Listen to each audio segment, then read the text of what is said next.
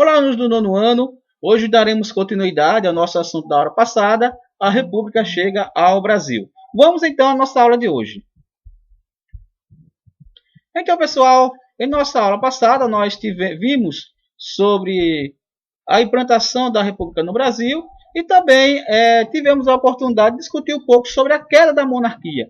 Como de fato, como a monarquia houve a queda da monarquia e como houve a implantação da República no Brasil, essa nova forma de governo, essa mudança que ocorreu no Brasil, né, que foi considerada até um golpe militar, certo? Na aula passada nós fizemos a leitura desse texto, ok?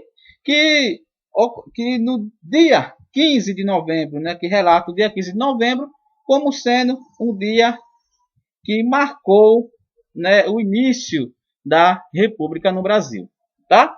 Como é que foi, então, proclamada essa República no Brasil? A monarquia perde os seus apoios, como nós vimos. Perdeu o apoio da igreja, perdeu o apoio dos militares, perdeu o apoio dos grandes cafeicultores. Então, a monarquia não tinha mais serventia no Brasil. Então, é instalada uma república. Né? Vamos só fazer essa leitura aqui. A república foi proclamada e o imperador preferiu não resistir.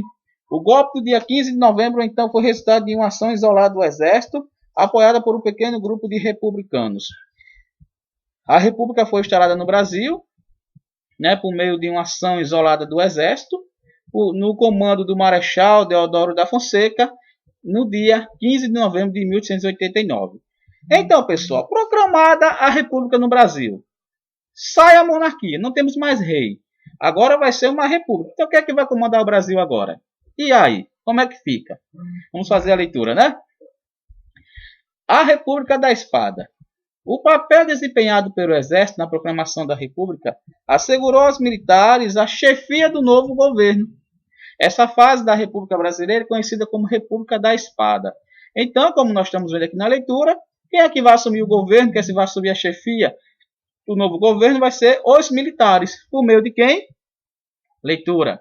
O comando do governo provisório, instaurado pela República, foi entregue ao Marechal Deodoro da Fonseca. Então, como nós vimos, né, Marechal ele marcha com o exército até a chefia, né, a Secretaria de Guerra, né, o Ministério de Guerra, perdão, e lá, né, é entregue ao imperador Dom Pedro II, né, talvez um documento dizendo que a partir de hoje, a partir de agora, do dia 15 de novembro de 1889, nós não queremos mais a monarquia no Brasil, agora é república. Certo? Então, o Marechal Deodoro da Fonseca ele assume o poder, ele assume provisoriamente, junto com os militares, o governo do Brasil. Certo? Então, o Marechal, provisoriamente, ele é o chamado, então, presidente do Brasil, vamos assim dizer. Certo? Mas só que vai ter algumas mudanças. Vamos ver essas mudanças, né? Em dezembro de 1889, foram convocadas eleições para o Congresso Nacional Constituinte, ou seja, se instalou uma república no Brasil, agora necessita de um congresso, certo? De um congresso que tenha quem? Deputados, senadores. Por quê?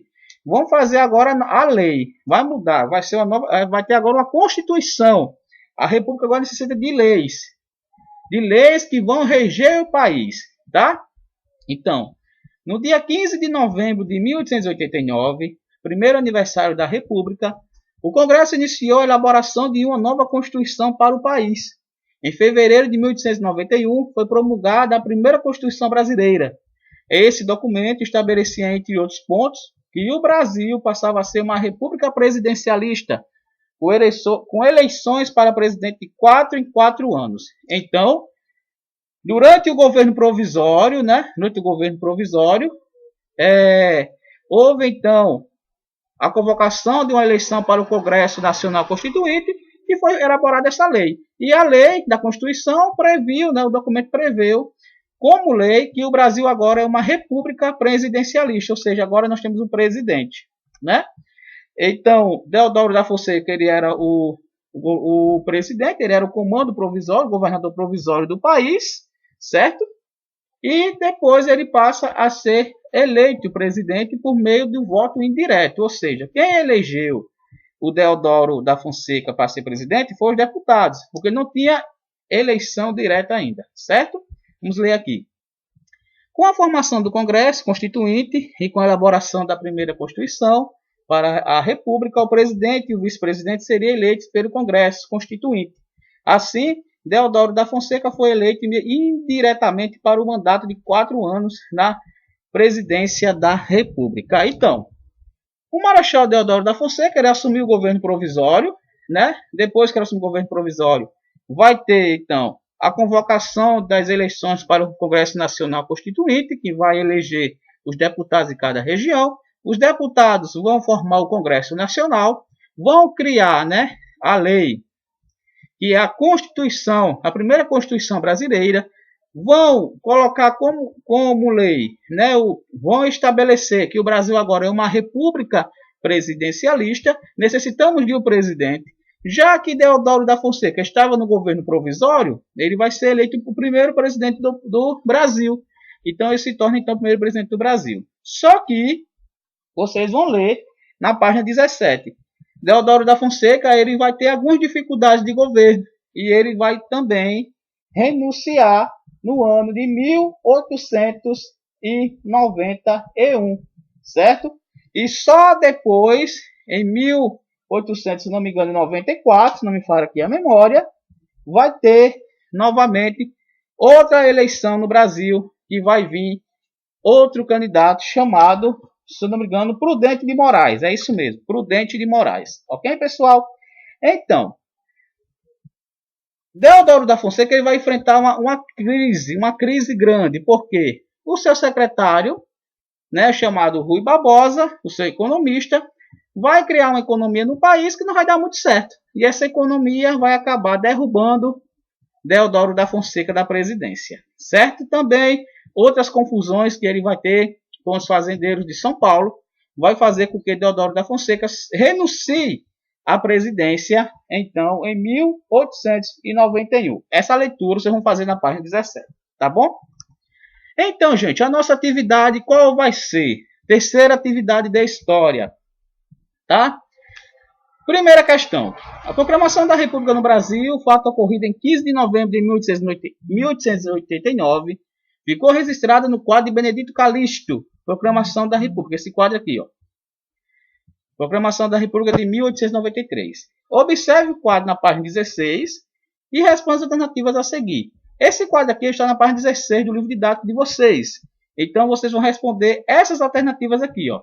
É possível identificar a presença da população civil nessa obra?